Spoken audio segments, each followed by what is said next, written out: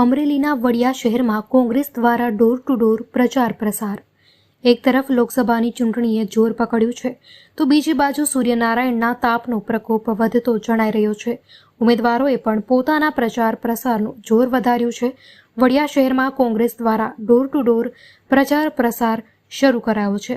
પોતાની લડાઈ છે, આ દેશનું બંધારણ બચાવવા માટેની લડાઈ છે।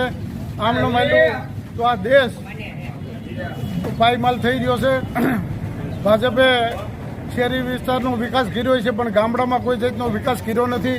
18 વરણ ત્રાહિમામ પોકારી રહ્યા છે, ત્યારે લોકોને આ હિટલરશાહીમાંથી બચાવવા માટે કોંગ્રેસને મતદાન કરી અને યુવા ઉત્સાહી અને ગ્રેજ્યુએટ એવા જેનીબેન ઠુમર જો લોકસભામાં જાય તો આ વિસ્તારનો વિકાસ થાય અને વધુમાં વધુ આ વિસ્તારને ફાયદો થાય। સામેના 4 ચોપડે ભણેલા ગયા પછી કાંઈ પણ નહીં કરી શકે, માટે કોંગ્રેસને મત દેવા માટે અમે અપીલ કરવા માટે નીકળીએ।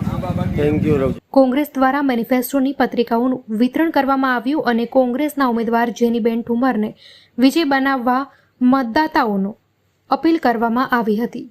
ત્યારે વડિયાની જનતાનો ખૂબ સારો પ્રતિસાદ છે, કેમ કે આ વખતે છે ને કોઈ પણ મુદ્દો નહીં, શિક્ષણને મહત્વનો મુદ્દો આપવામાં આવે છે। કારણ કે 15 વર્ષથી આ શિક્ષણના અભાવે અમરેલી જિલ્લો જે પછાતના માર્ગે રહી ગયો છે, જે પછાતનો કલંક લાગ્યો છે, એને દૂર કરવાનો અવસર આવ્યો છે।